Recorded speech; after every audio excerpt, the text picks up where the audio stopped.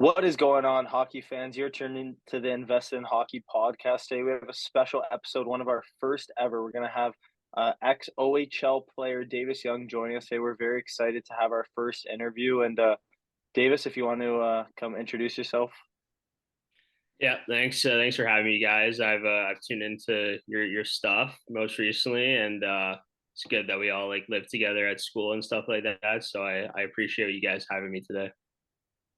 Of course, man. Of course. Honestly, most importantly, it's pretty cool that we're all from Mississauga and we all grew up sort of together, knowing each other, whether it was or close or not. So maybe start off with how we all kind of met in terms of minor hockey and stuff like that. Yeah, for sure. Yeah. So me and Eric were actually on the same Select Six team in Meadowville Hawks. We're both from Mississauga area. So I remember I remember the first time I met Eric on the ice, and this guy was all over the place. He's an awesome player, and he's an awesome, even better person. So I'm glad that we've had a number of years of friendships going on. And for Sans, I met him in grade 9 for high school. We went to St. Marcellinus together, and we've been great buddies ever since. So yeah. Love it. Love it. Yeah. So honestly, I'm sure the years went by pretty quick from Select Six to grade 9 there. What did you have a favorite kind of year of minor hockey that you can remember? Yeah, I think honestly, my first year AAA hockey, just like kind of like getting into really competitive hockey was the best thing for me. I'm a competitive person, so to play at the highest level against the players that are the best of the best, it's just a great feeling. So I'd say honestly, minor Adam was my favorite year, and then all the way up until minor midget, and yeah, I played for the Mississauga Reps, and that's a great organization, and it taught me to be a great player, but also to be a good person. So. Love to hear that. I guess that kind of moves us into the OHL after your minor hockey experience. And draft day was probably one of the coolest moments for you. How did that kind of road happen? Like, was it quick? Tell us about it. Yeah, so through my minor midget draft experience, I had a pretty good year in minor midget, and I really did feel like I would get picked around the time that I got picked. So it was nervousness when you hear all these names. You're watching on like the OHL show, and Daryl Woodley's explaining everyone's games. It's a nerve-wracking feeling, but my a cool story when I was watching the draft. I my stream kind of buffered a little bit, and they were on the Saginaw pick. So and my phone started blowing up. I know Sans texted me, and then my other buddy Anthony Iguano texted me. They're like, "Congrats, dude!" And I was like, "Oh my god!" Like I'm going to Saginaw, but then it ended up being Hamilton because I was way behind. They ended up calling a timeout right before they picked me. So I was everything was discombobulated. So it was definitely a wild experience, but it was nice to share with my mom and dad. I know they put hours and hours into my hockey, and they're the best. So yeah. That's huge. Yeah, I think obviously like that was a massive day for you. Obviously, you had a lot of fun, and you for everyone that doesn't know Davis was drafted 37th in the 2018 OHL priority selection. So obviously we were really happy for Davis as a group, and like you said, to go to Saginaw or Hamilton, I'm sure at the end of the day you were just so happy to be drafted and see your name go off the board.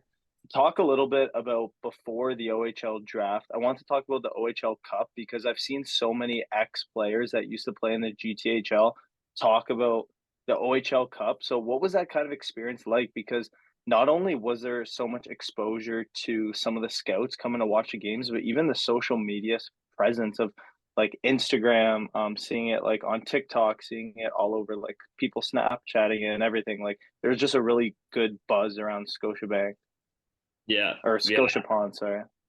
Yeah, so the OHL Cup, I remember. So me and my dad had this little tradition where we'd always go to the prospects game, and we'd always go to the OHL Cup because those are kind of like the two biggest hockey things in the GTA. So I remember the OHL Cup. It was I have a couple of buddies that went to my high school that actually won the OHL Cup the prior year. So I never I never expected it to be that overwhelming because they're just like they told me to just relax and have fun and stuff like that. So I was a little taken aback by how many like scouts and people watching you, but at the end of the day, if you just play your game, you relax, you're there because you're there for a reason. Your team did well throughout the year. You guys deserve to be there. So at the end of the day, you just have to play your game and have fun. We came up short, but honestly, it was an awesome experience, and I wouldn't change anything for the world. Obviously, I would want to win. But. Yeah, how many teams are there, if you don't mind me asking, at the cup? I'm not particular. I'm pretty sure there was around like 30. I think there was. I know there was like 6 divisions, and our division we happened to be seated with the York Simcoe Express. And I remember the first game of the tournament, they steamrolled us. So that was it was cool. It wasn't cool, sorry, but it was cool seeing like Highfield elevate his game and stuff like that. I remember that was one time where I was like really like, holy, like these guys are just better than us today. So mm-hmm. That's huge. That's huge. I guess that kind of leads into some more talk before the draft. And is there any was there any like talk amongst maybe your team or even like teams talking to teams about who the top prospects were at the OHL Cup and like how that changed? Yeah, so I think you had a pretty like I feel like most people had a pretty good idea of like who the high caliber players were and the prospects were, and it kind of it doesn't like really like you don't really think about it too much. You just want to be the best version of yourself for not only yourself but your teammates as well. Like just showing up every day, working hard. I would say like the reassurance for me that I was considered one of the better prospects was definitely getting into the top 40 game. I thought that was definitely a goal of mine that I had heading into the year. And it was nice for me and a bunch of my teammates to be in that game. So that was definitely a special moment. So I wasn't too caught up in comparing myself to other players because at the end of the day, you can only control what you can control. Yeah, I definitely agree. Like even watching a lot of the OHL games when I was growing up, you guys would usually play a little bit after us, and there wasn't like a lot of exposure through like the internet. But when you're able to be selected to like you said, like these top 40 games, that's where you really get to show out. So when you're selected for that, that's amazing. But I want to shift a little bit to after being drafted by Hamilton and playing a couple games, getting that under your belt.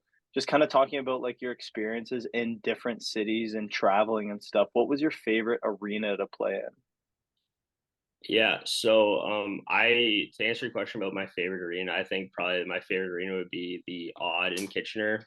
It was where I scored my first goal, and I just remember like how many fans there were that day. It was like packed and it was loud. I remember we got steamrolled 9-4, but it was definitely an experience, and my parents, my grandparents were at that game, so it was definitely a special night.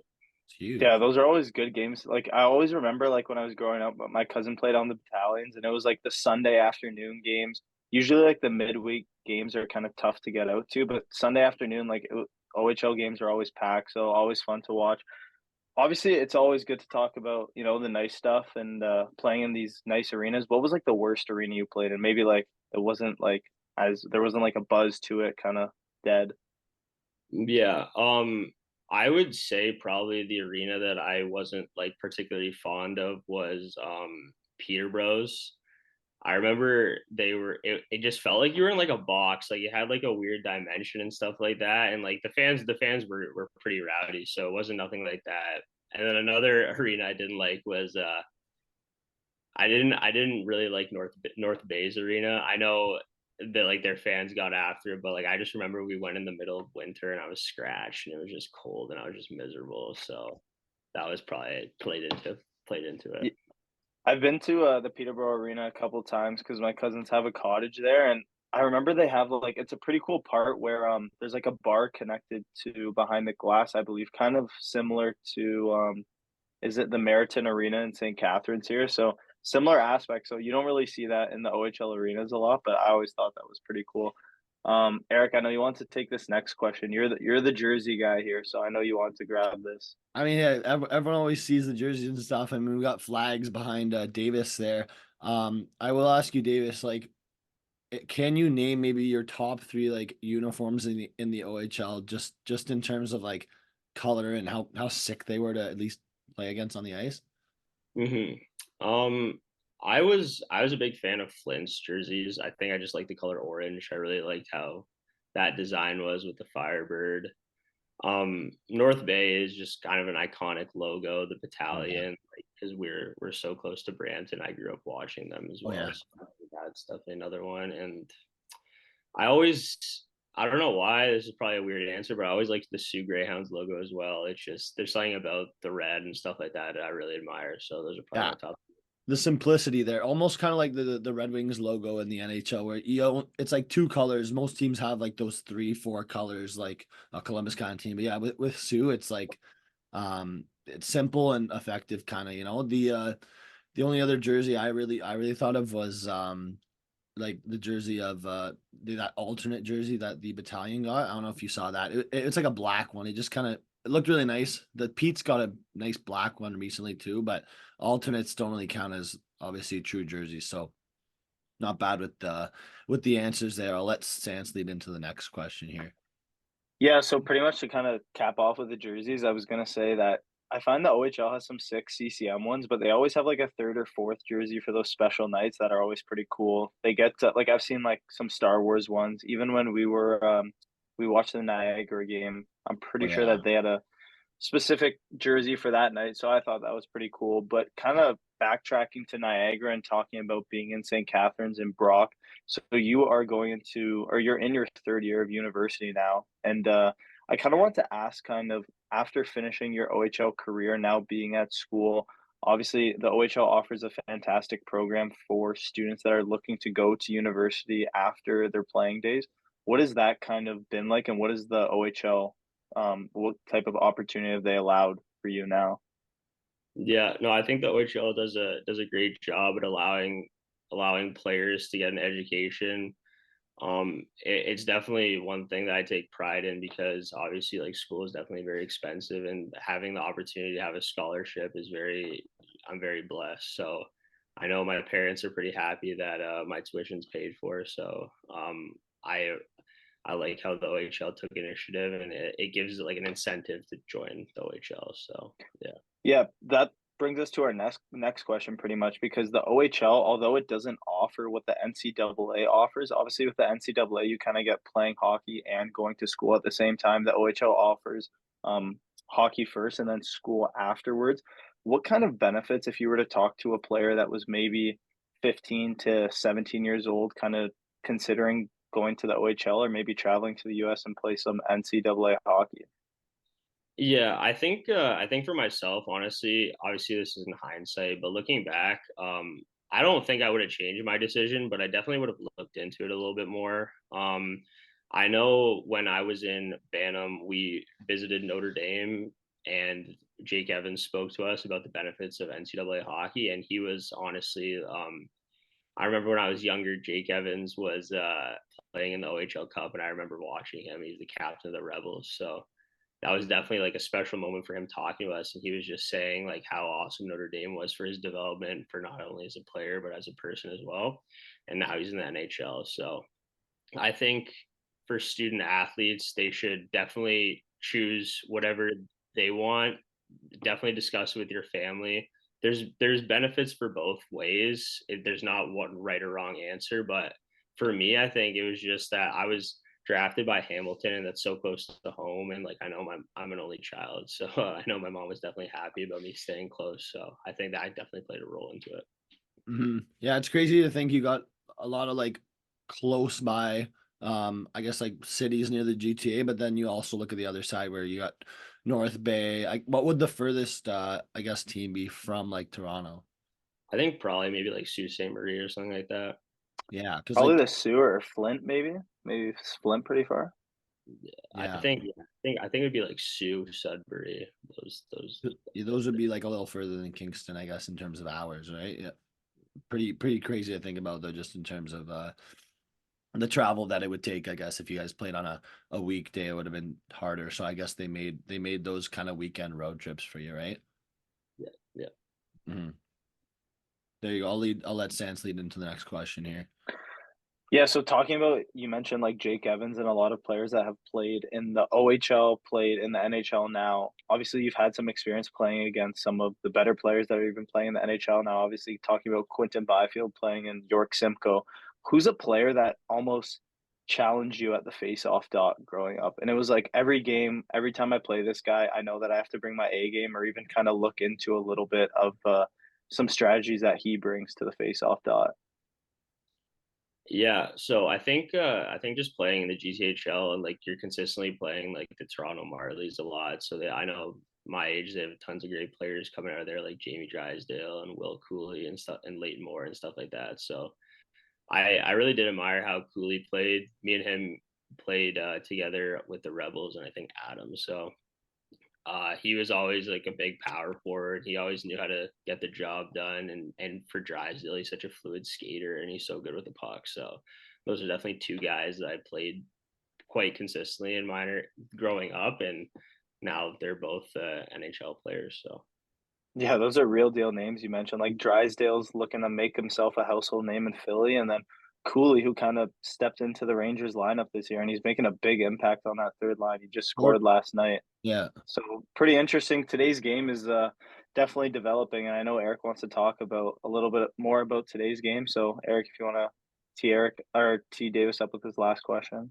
Yeah, like obviously when you look back to the draft, whether it's the OHL draft, the NHL draft, you probably see a lot of the same, I guess, types of players, especially when they were at maybe that 16-year-old age. Call it the GTHL. As these players kind of approach, call it, the 20-year-old mark or their early 20s, they have to adapt their game, as you've talked to us a lot about when we have our house conversations. What's like the kind of rarest like trade or position that you think like would provide value and maybe get like a player seen by like an NHL team almost?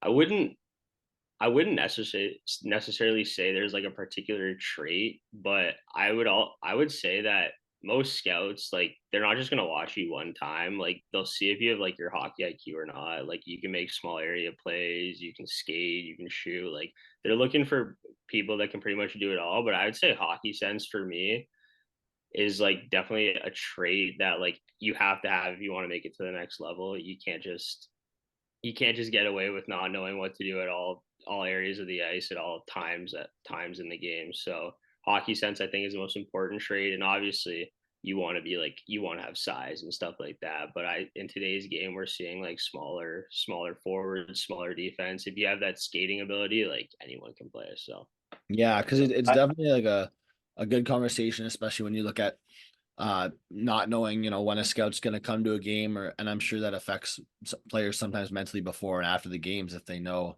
X was watching the game or X wasn't. But hockey sense is obviously something you don't just prepare for before a game. It's something you carry along with you, right? yeah, yeah. I yeah, think I sorry, I'm gonna cut you off. I think just for like the scouting stuff, if you're worried about that type of stuff, then you'll never end up getting over the hump because you're worried about something that's outside of your control. You just have to be the best player you can be, do what your coaches ask. And I feel like that's definitely something that I regret in my junior years that I didn't take seriously enough, or I didn't propel myself to be the best player I could be at that specific time. So definitely one thing I look back on and regret. Yeah, to kind of touch up on what you were saying with hockey sense and how it's such an important trait. I mean, I definitely agree with you because you can't really fake something like that, right? Like you can fake hard work, you could fake whatever, or you could have the trait of having like size, whatever it is that you bring to your team, but understanding the game and really thinking the game is important. So I think if you are growing up and you're a hockey player and you're able to watch a lot of hockey, that could definitely help your cause. But I like that idea from Eric to ask that question. And I think that kind of brings us to our last point. So I don't know, Eric, if you have any more questions for Davis, but I think we're good to wrap this up. Yeah, honestly, happy to wrap this up. I think overall kind of good thing to end off is that it was pretty awesome. We got to, I guess, play the three of us against each other and together a little growing up, and even I know Davis was always there cheering us on when we were facing off in the AA loop sense. I remember those days, Davis, at the Vic when you were watching those games. So obviously a lot of appreciation for you, and like it's all love. So much appreciated, man. Yeah, of course. Thanks for having me, guys. It's been awesome, and I'm glad that I got to spend my university experience with such great people. So thank you. Let's 100%, go. dude. Thanks for coming, dude. Yeah, we definitely appreciate you coming on. And Thanks everyone for watching. Hopefully you enjoyed the episode, and stay tuned to watch me and Eric's trade deadline episode we recorded today, and hopefully many more interviews to come. So cheers, Davis. Thanks for coming on.